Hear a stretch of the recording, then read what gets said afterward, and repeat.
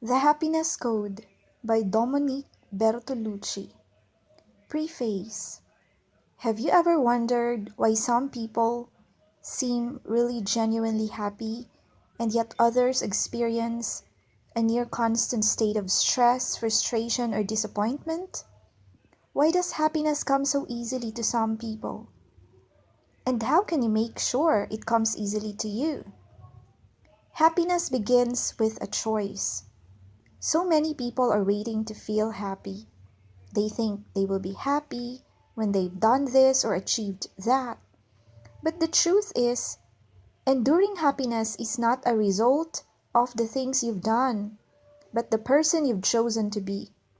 Somewhere in my mid-20s, I made the decision to be happy. It's not that I was miserable before this time. If you ask most people who knew me, I'm sure they would have described me as a happy person. But, as I've since learned, there is a big difference between being happy about things as they are and being happy with who you are. The realization that I had to change the way I created and sustained happiness came as the result of a really challenging and difficult time in my life. While I now look back on the whole period and lightheartedly call it my quarter-life crisis, the truth is, I was working for a bully in a job I hated, ending a relationship I never should have started, and deeply angry with myself for not being in possession of the perfect life I had been so sure would have been mine by now. I cried a lot. My eyes were so puffy that I worried my face would change shape forever.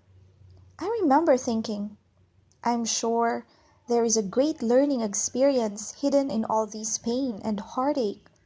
But please, can I just hurry up and learn it? Finally, through my tears, came some very real revelations about happiness, how I had sourced it in my life up until this point, and what would have to change if my happiness was to be guaranteed in the future. I learned I had to give up trying to achieve perfection. It was never going to happen. I stopped worrying about what other people might be thinking or saying about me and accepted that while some people liked me, others might not, and I learned to be okay with that. I stopped feeling guilty. Full stop. I discovered that I didn't have to stress if things weren't going my way or feel anxious about my future. Some things were within my control and others weren't. But as long as I believed in myself and in my potential, life would probably turn out just fine.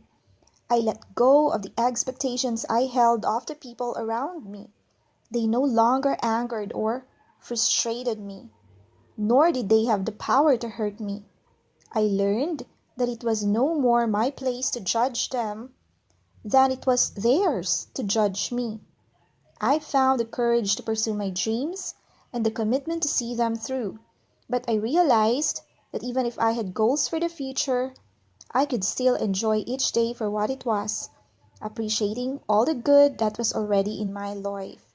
Most of all, I remembered something my mother had been telling me since I was a little girl, that as long as I was giving my best would always be good enough.